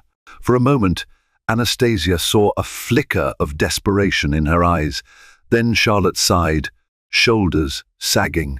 "Fine," she said quietly. "Yes, I helped Carmen, but you have no idea why." Anastasia folded her arms. "Then enlighten us," she said icily. Charlotte spoke in a near monotone. She claimed she had known Carmen since college, though They hadn't been close then, but Carmen reached out months ago, spinning a tale of heartbreak. Carmen said she was in love with Will and that he had led her on. Furious at the alleged injustice, Charlotte felt compelled to teach Will a lesson. She was also resentful of how quickly Will had risen to become CEO while she remained in a secondary role. Carmen promised Charlotte a substantial share of the payout once Will forked over hush money. "You were going to destroy our entire family," Anastasia said, voice trembling.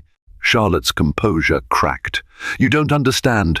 I spent years working tirelessly in this company, only to watch you walk in with your wide eyes and innocent smile, capturing Will's attention. And Carmen, well, she had her own vengeance to exact. We joined forces. Yes, I planted the seeds with the board, fueled rumors, and orchestrated Carmen's consultant role to ensure she and Will spent time together. Then we manipulated the photos, faked the pregnancy test. It was perfect until the blackmail demands escalated. Carmen wanted more than I was prepared to give." Will stared at her in disbelief. "You're insane. You had everything: a top executive position, a bright future here. Why do this?" Charlotte glared, tears forming in her eyes. "Because I've been invisible my entire life, overshadowed by people like you. I wanted to be recognized, to have power. Carmen convinced me we could both benefit. Honestly, I never thought it would go this far." The confession left a bitter taste in the air. Will demanded that Charlotte resign immediately, threatening legal action. She agreed, expression hollow. "I know I'm finished here," she muttered before walking out, her heels echoing down the corridor. Anastasia collapsed into a chair, trying to process everything. "So Carmen's pregnancy is a complete fabrication?" she asked Mark Faulkner. He nodded grimly. "So far, we found no records of legitimate tests. The documents she presented are all forged, but she's likely to keep playing this card until forced to stop." Will placed a hand on Anastasia's shoulder. He was visibly shaken. "We have to prove her lies. We have to end this once and for all." Yet, even with Charlotte unmasked, Carmen still held the public sympathy, and the scandal continued to swirl like a tornado, leaving the Harringtons struggling to salvage their reputation. That night, Will and Anastasia lay in bed, neither able to sleep. Anastasia's mind kept drifting to their unborn baby. How was she going to shield their child from this storm? She laced her fingers through Will's, searching for reassurance. He squeezed back, eyes full of guilt and love. Together, they silently vowed to stand firm against Carmen's final onslaught. With Charlotte's treachery exposed, Will's immediate concern was blocking Carmen's next moves. Their legal team filed a defamation lawsuit, demanding Carmen produce medical proof of her alleged pregnancy. Meanwhile, stockholders clamored for reassurance, urging Will to either settle or find a swift way to cut off the negative press. Despite the crisis, Anastasia soldiered on with her pregnancy. She established a rigorous self-care routine and tried her best to focus on healthy foods, mindfulness practices, and staying connected to supportive friends. Yet, every time she turned on the TV, her heart sank. News anchors speculated about Will's innocence. Talk show hosts debated the validity of Carmen's claims. Internet forums buzzed with theories ranging from Will's definitely cheating to Carmen's a gold digger. The worst blow came one morning when an interviewer cornered Anastasia outside a grocery store. Clutching her cart, she tried to shield her face, but the camera was relentless. "Miss S. Harrington, is it true you're expecting a child as well? How do you feel knowing another woman is pregnant with your husband's baby?" Anastasia froze, pain twisting her stomach. She had to fight the urge to scream. Summoning her dignity, she murmured, "My husband and I stand by each other." No further comment. Her composure crumbled the moment she got into her car, tears streaming down her cheeks. All she wanted was a normal pregnancy, free from the tabloids and vicious rumors. Later that evening, after a heated conversation with the Harrington board, Will came home looking like a man on the verge of collapse. He slumped against the living room wall, his phone clutched in his hand. Anastasia hurried over, alarmed. "What happened?" she asked, voice trembling. He took a shaky breath. "They're telling me to pay Carmen off. They say it's better to settle privately and make this go away instead of going through a messy legal battle. Some have threatened to call a vote on my leadership if I refuse." Anastasia's jaw tightened. "They want you to bribe her. They're cowards." Will exhaled, a tremor in his voice. "I don't want to give in, but the board is spooked. And Carmen, she's scheduled an ultrasound reveal with some tabloid channel. She's going to fake a sonogram to prove she's pregnant. This circus is never ending." Anastasia set her shoulders, tears threatening to fall. "I'll beg if I have to," she said, eyes shining with determination. "I'll go on camera. I'll do anything to expose her.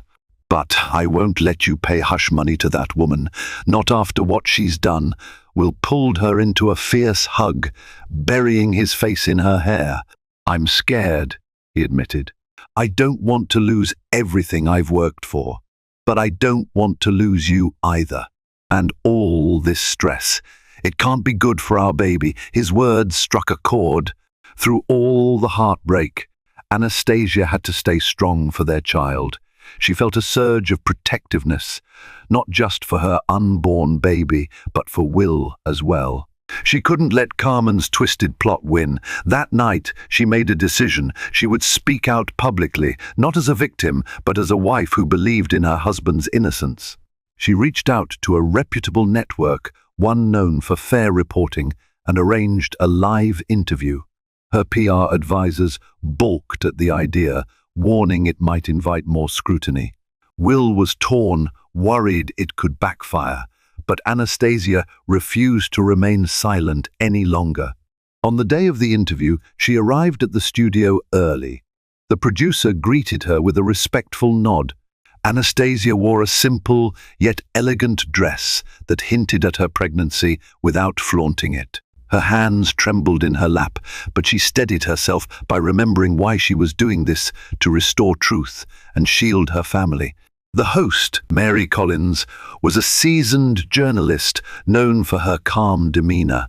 Once the cameras rolled, Mary introduced Anastasia, summarizing the swirling rumors.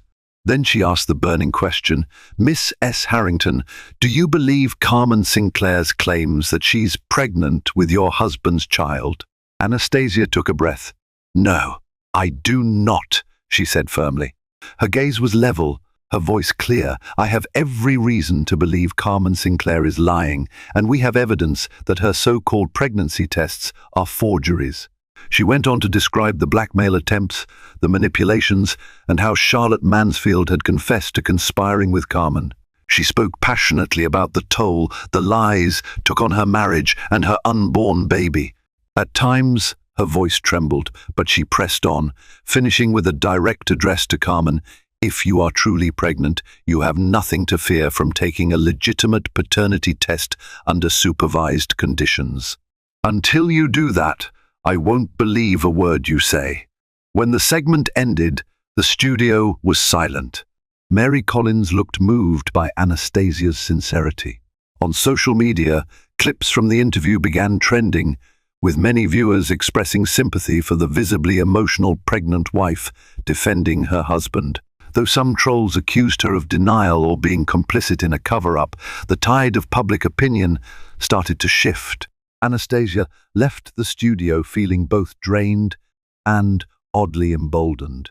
She'd pleaded her case before the world, begging for them to see the truth, whether it would be enough to topple.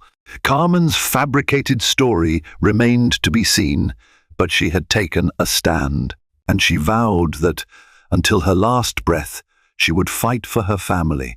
In the days that followed Anastasia's interview, the internet buzzed with heated debates.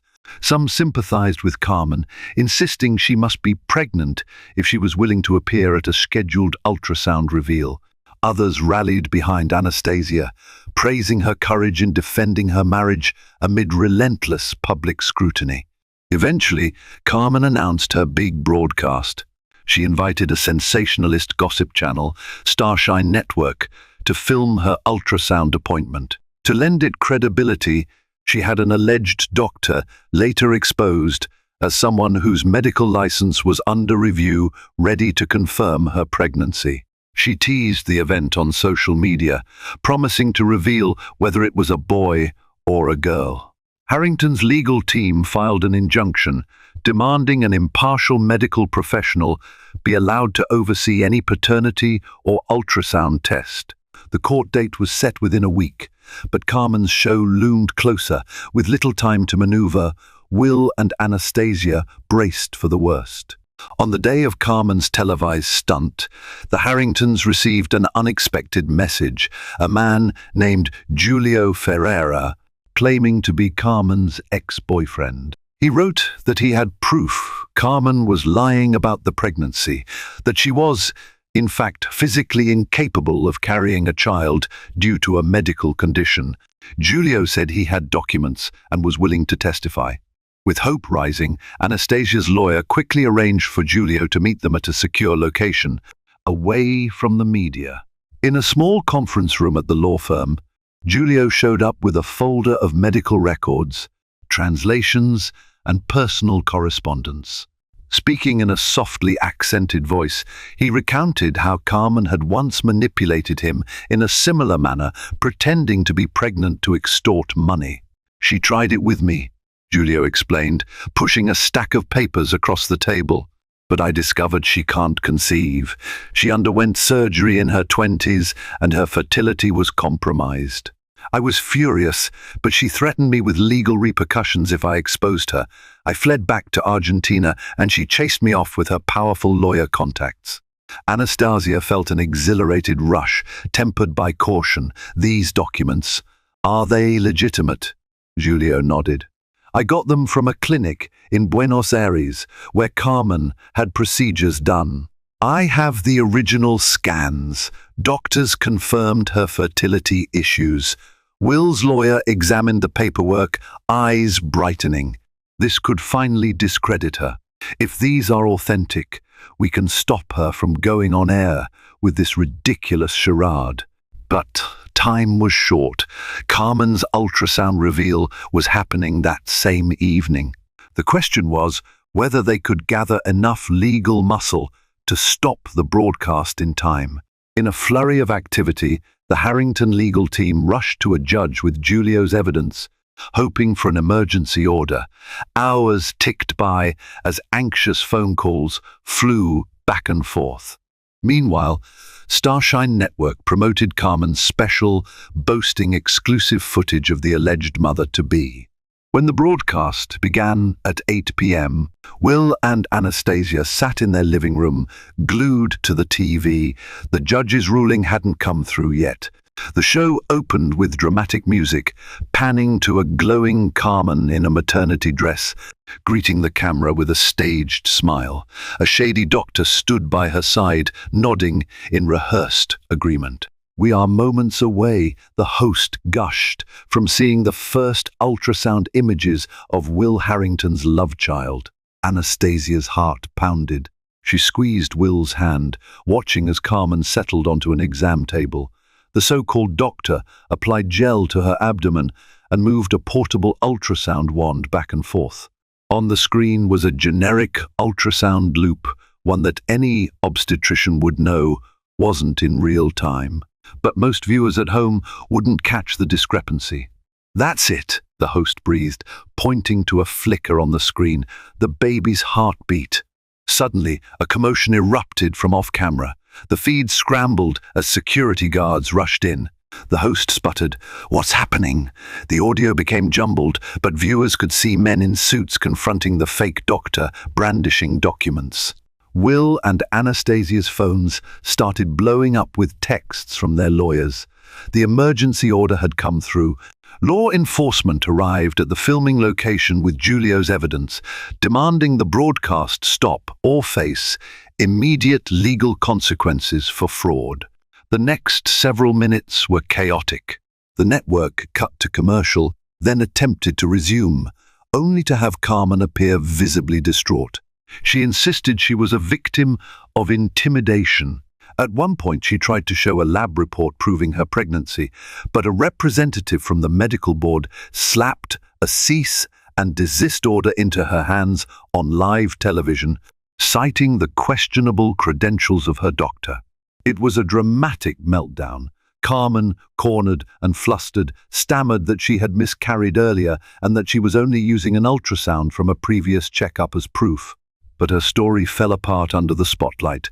The show ended abruptly, leaving millions of viewers baffled by the contradictory claims. When the dust settled, Anastasia and Will sat in stunned silence. Their phones continued to ring. Friends, family, business colleagues, everyone was calling or texting to say that Carmen had just been exposed on live TV. The forged ultrasound, the shady doctor, the newly surfaced medical documents, it was undeniable. Carmen Sinclair's pregnancy was a hoax. Anastasia let out a long, trembling breath.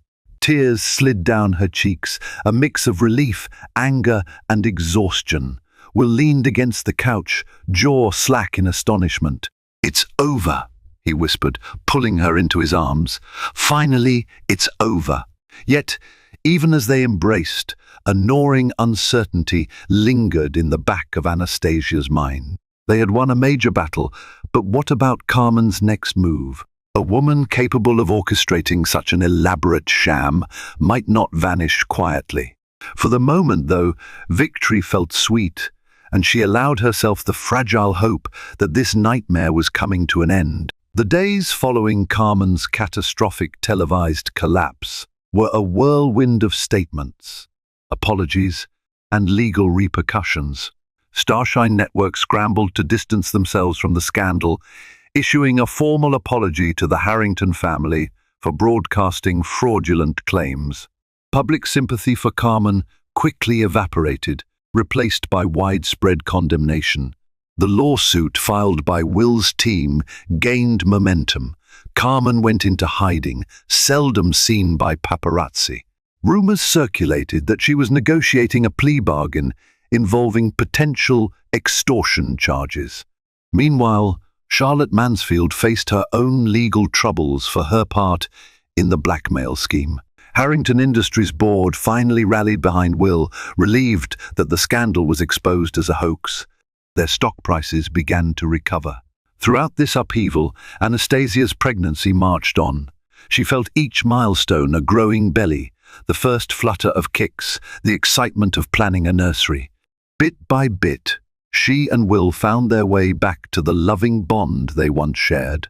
They had weathered the biggest test of their marriage and emerged stronger, though not unscathed. One cool autumn afternoon, Anastasia was in her studio, reviewing fabric swatches for her fashion line, when her phone chimed with a text from an unknown number. She paused, heart thudding, as she opened it. "Meet me at the Belmont Cafe if you want final closure. C.S.C.S.C.A.R.M.E.N. Sinclair." A chill ran through Anastasia. Why on earth would Carmen want a meeting? She debated, ignoring it. The woman was a proven liar, a dangerous manipulator, yet something inside her stirred. A desire to face Carmen one last time, to understand what fueled such malevolence, and to ensure she couldn't harm them anymore. Against her better judgment, Anastasia told Will about the text. He was furious, urging her to let the lawyers handle it, but Anastasia insisted on going with security measures in place. She needed to see Carmen for herself, to end this on her own terms. Later that day, she arrived at the Belmont Cafe, a modest place near the outskirts of Manhattan. It was nearly empty in the late afternoon. Anastasia spotted Carmen seated at a corner table, wearing large sunglasses and a scarf. She looked haggard, as if the events had aged her 10 years. Anastasia approached, her posture tense. Their exchange was curt at first, both women guarded. Carmen removed her sunglasses, revealing eyes that seemed devoid of their old sparkle. She confessed she had lost everything: her reputation, her finances, and even the friends who once supported her. Lawyers were circling, preparing for trial. "What do you want?" Anastasia asked quietly, trying to suppress the anger that simmered beneath her calm exterior. Carmen sighed, staring into her untouched coffee. "To apologize, I suppose, and to tell you why." The apology sounded forced, but Carmen did delve into her motivations. She admitted to harboring resentment toward wealthy families who seemed to glide through life without hardship. Meeting Charlotte at a charity event reinvigorated her old schemes, and together they hatched a plan. But Carmen never expected Anastasia's unwavering faith in Will to triumph so publicly. "You were supposed to crumble," Carmen said, bitterness tinging her voice. "I thought if I brought enough pressure, you'd divorce him, he'd settle with me quietly, and I'd walk away rich." She shook her head. "But you never broke, even when the tabloids were vicious. You're stronger than I realized." Anastasia felt an odd swell of pity, overshadowed by rage. "You ruined my peace," she said, voice shaking with emotion. "You put me and my unborn child through hell. And for what? Money?" Carmen's gaze dropped. "I'm sorry," she said at last, though Anastasia doubted the sincerity. "I won't fight the lawsuit. I just wanted you to know that. It's over." Anastasia rose to leave, her body trembling. She could hardly stand to look at this woman who had so callously shattered her world. Yet part of her recognized that Carmen was broken, consumed by envy and greed. Outside, Will was waiting in a car with a driver. Anastasia slid into the seat, feeling a weight lift from her shoulders. As they drove away, she allowed herself a final glance back at the cafe. Carmen remained seated, lost in her own turmoil.